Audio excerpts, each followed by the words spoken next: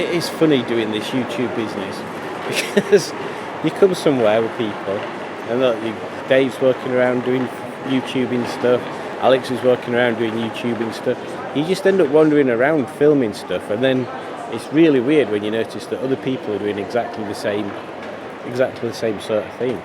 Swagger down the street with your red lips and funky beat. You better hold your head up to the sky. I'm gonna roll with you till the day I die. But hopefully, I'm sure they were at a Vulcan somewhere in here. We'll have to see if we can find it.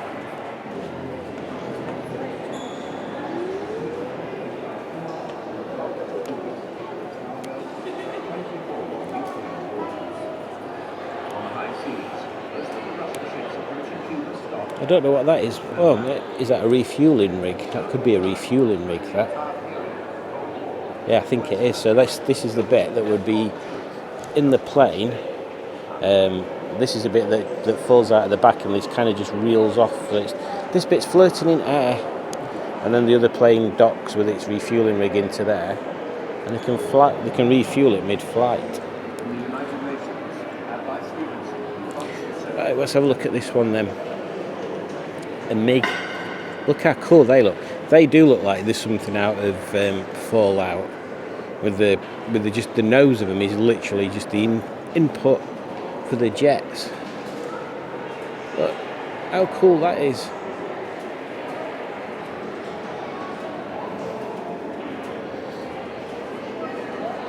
Oh no, it's her again. They're all so big. They are, aren't they? I was saying that. Hang on a sec.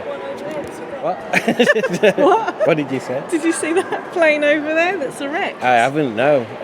It's sticking right up. Oh, it is, isn't it? Yeah. It's amazing. Yeah. You having a good time? Yeah. It's weird to see you there. Yeah. Not really see you there. I know. I'm bigger in real life, aren't I? Your beard's bigger. Is it really? Yeah.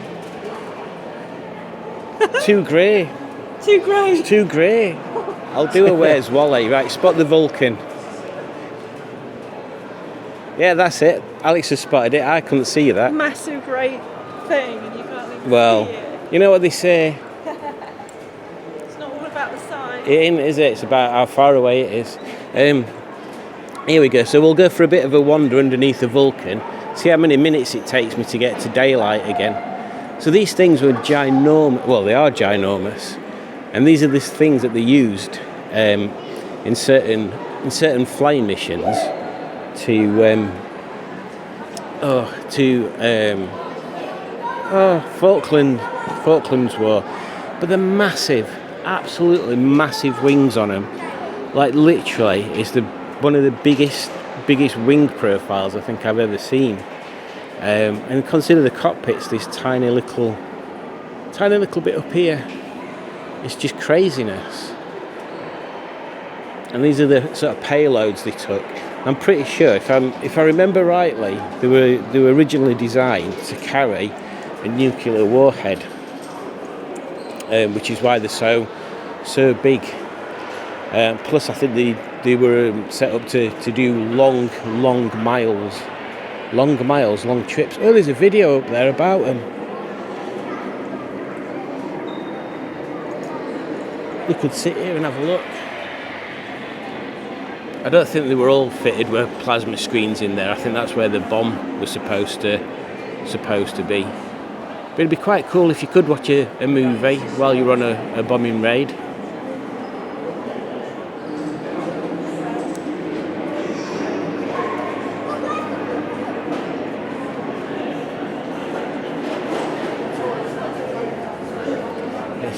So we're still underneath it, by the way. And it stretches right to the other side of the hangar there.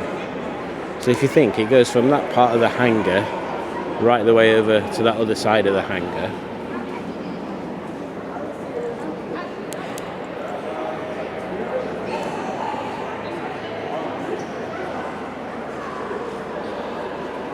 Yeah, very impressive. But from an aesthetic point of view, that's a very nice shape with the swept back wings, which I think if you've got swept back wings, that's That's a speed characteristic, I think. It makes sense because I'm guessing when you're bringing this tip through the air, there's less sort of drag on that, as if you'd got a flat wing. And then there's another delta wing in the corner there. I don't quite know what that one is. I've just noticed there's something else over there. It's a massive rocket. I wonder if that's one of the land-to-land rockets. But we've got something else, some other bits and pieces down here. Is that looks like the same plane from that? Oh, what were it called? There were a film about a plane, Bell something. Was it Bel Air? I don't think it was it? Look at this one. It's very flat.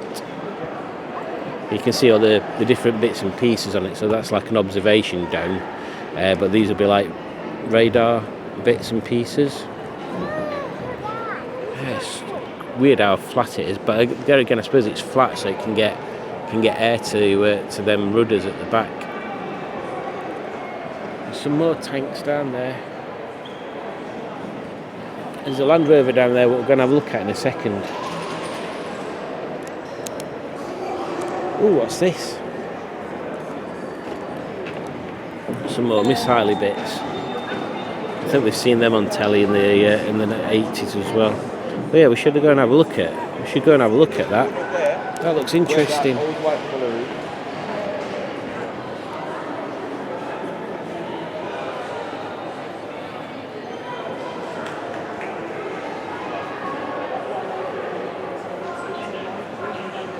Some of these people are upside down. They'd be feeling sick if it were me. Dave! We're going to touch tips, sir. Oh, go on then. Oh, look, you broke mine now. Oh, no! Oh. Oh, dear. Oh, yeah. Oh, look, we're on the right track, would Alex would say. I can't remember what else she'd say. Oh, he's the right tanker who designed that. Bloody hell. Look at size of gun on there. I don't think I'm going to fit that down the road at home. It's a bit too wide. That's true. Make me angry. Don't you think it's funny how it's camouflage, yet you can see it? It's not very good camouflage, is it? Honestly. This looks like something out of... oh, crikey, can't remember. Thunderbirds. The Royal Navy's Resolution-class Polaris missile submarines. For Resolution-class submarines, them things there, each averaged 16 Polaris missiles, which initially carried 3 warheads each in a yield of 20,000 tons. And that's from 67 to 93.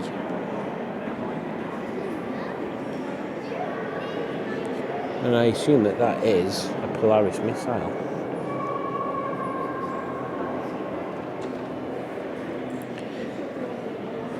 Oh, there you go. A ship-launched anti-submarine missile. As more modern and better armed Soviet submarines came into service, a need developed to extend the range of Western anti-submarine defences. The Ikara's 2-stage solid-fuel rocket engine carried an underslung, acoustically guided anti-submarine torpedo. Okay. To the vicinity of the enemy submarine, where it was then released to attack the submerged target. Ooh, very naughty. And these are the different submarines. So that's a Soviet Typhoon. It was quite big, doesn't it?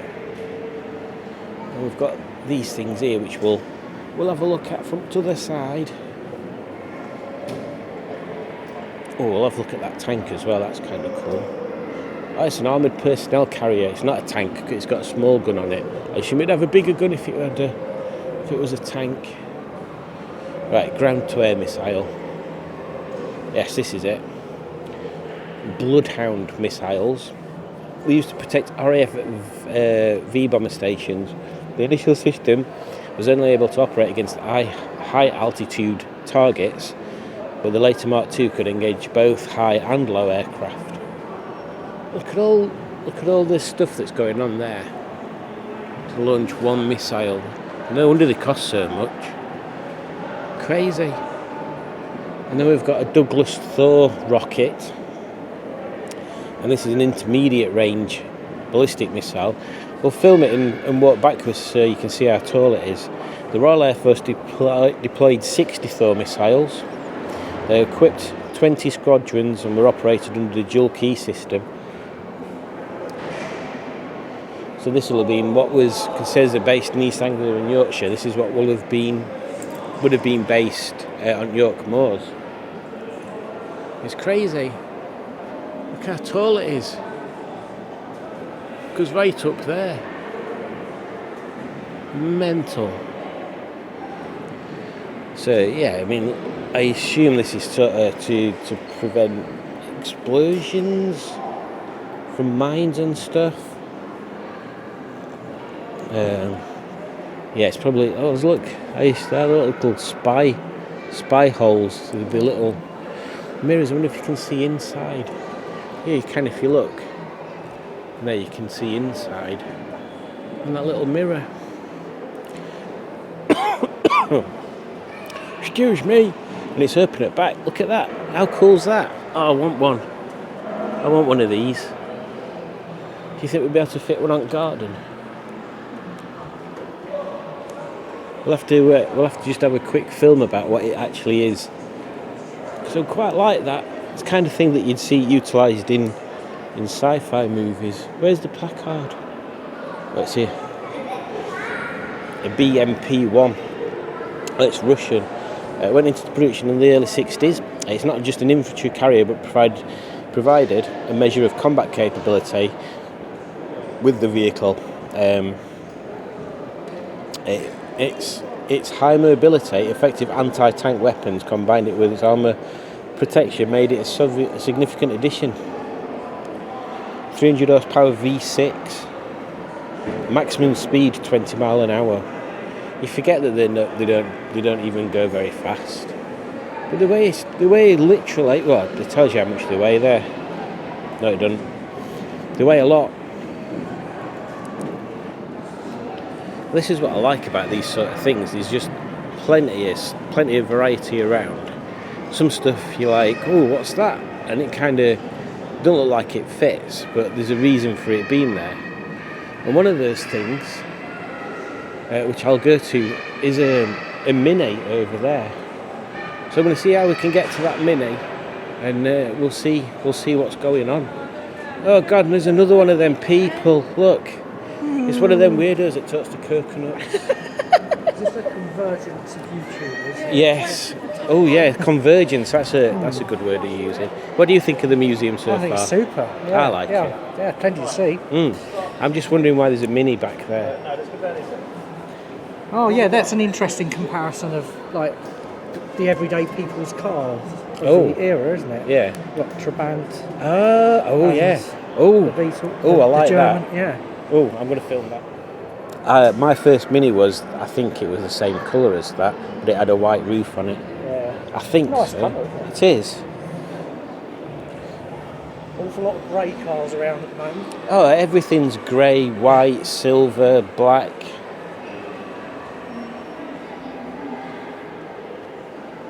Look how nice it is in the sun as well. Yeah.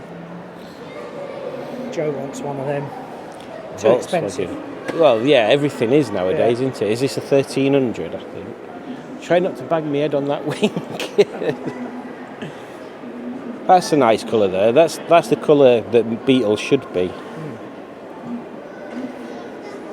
Me and my brother used to call that colour orange and that colour blue depression orange and depression blue, because they are very much like wartime colours, aren't they? And then we've got a Trabant, I think.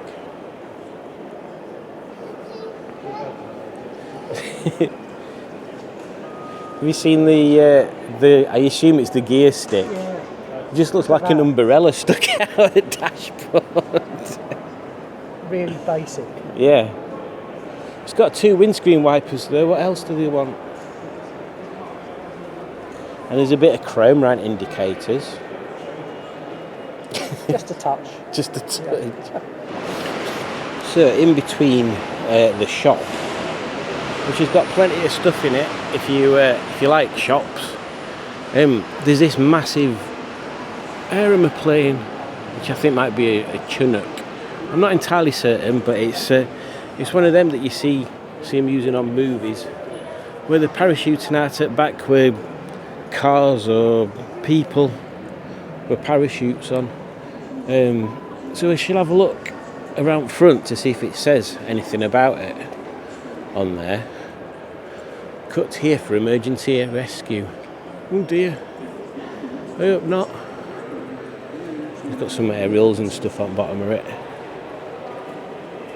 Let's see what this one is. Oh, there is some helicopters. We'll have a look at that in a second. Twin Pioneer. It looks a bit like a seaplane. Weird. But look, we've got a massive helicopter. So I was just saying to Simon that we've not seen any helicopters. Jeebus, look how big that blade is. That's a big old blade, that.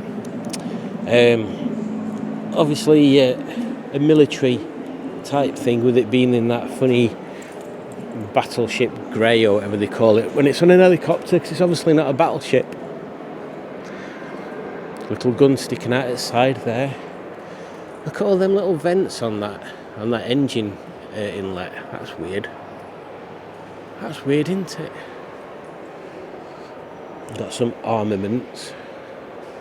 God, it is massive. Look at the size of that. I'm assuming from that symbol there, it's an American one. Ugh, let's see what it's called. Another gun at back. A Sikorsky long-range combat search and rescue helicopter. The Super Jolly Green Giant. Primarily employed as a long-range combat search and rescue helicopter. It was also used for covert operations, including special forces insertion, and extraction. It's got guns on it, but let's say it got a fairly large payload as well on it. And when you look at them, they are literally an engine at top and then a big box underneath. They don't really need to be anything else, do they, helicopters? They could literally just fly with top bit and tail, and that's it. Speaking of the tail, even that bit's massive. Look at the size of that. Huge. It's a right big one. So, it might say at front of this. So it's the Royal Air Force, Enceladus.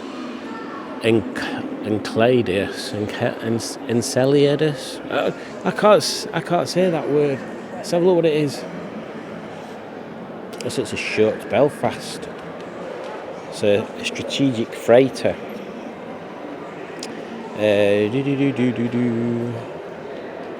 So it was out of use after 10 years, and that was the year I was born. Is when they stopped using it. It's a big thing, isn't it? And then there's this thing. I can't remember what that were. We'll have to have a look round from the other side again. Oh, we missed that Land Rover thing. Let's have a look what this is. So it looks fairly basic, so it must be quite an old one. Let's see what it is. It's got white wall tyres on it. Bedford. The vehicle was specially prepared to tow the trailer carrying Marshal of Royal Air Force Viscount Hugh Trenchard's coffin. Ah, okay, so that's why it's done up all posh with white walls and stuff.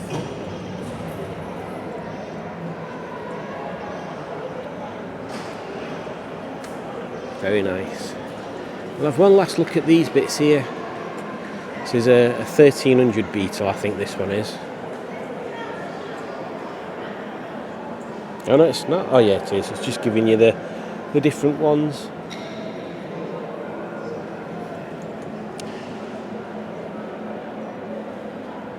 Okay, so it was in production until 2003.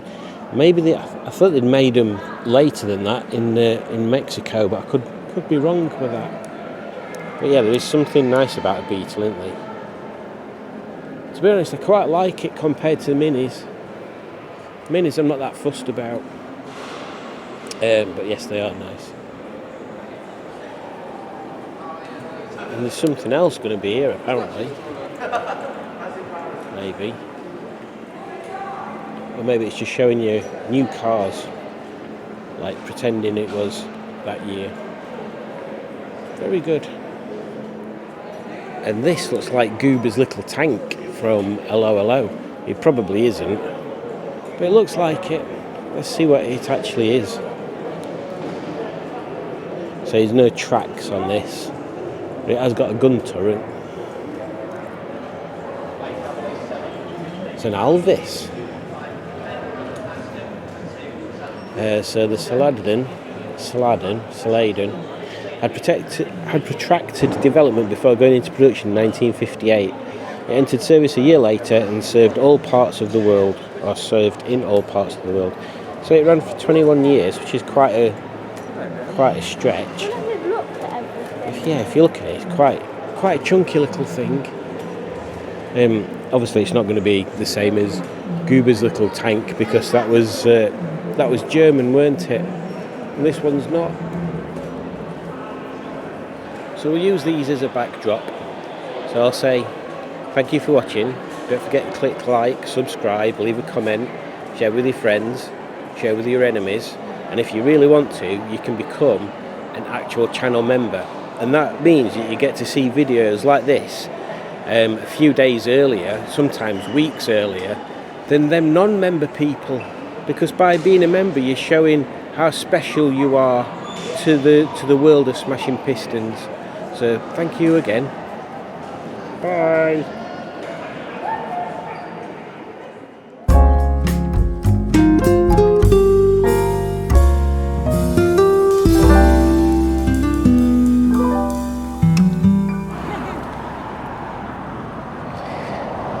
Right, we're stood at the side of the dual carriageway, but we've arrived.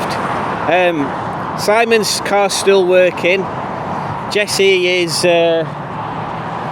she's there. Dave's car's still working. Mine's still working. Matt's has got here, and Tony's come to. Oh, look, he's getting a little pet. So, Tony, how did you find the drive down? I see. And what's been your favourite bit of today? All right then. Are you looking forward to having some food? Brilliant. Well, thanks for that. By the way, we're here at OK Diner with them people and that person, but mainly them people. So that's it. That's the end of this Smashing Pistons meetup number 4. We'll be eating in said OK Diner back there, and then once we've had some food, we'll all be going our separate ways, and maybe reconvening tomorrow at the Great British Car Journey. So thank you for watching. Don't forget to click like, click subscribe, leave a comment, share with your friends, share with your enemies, but most importantly, be nice to each other, because in this very noisy world which we find ourselves, it's important to be nice, because if you're not nice to each other, then what's the point in having people around you? So take care and see you soon. Love you, bye.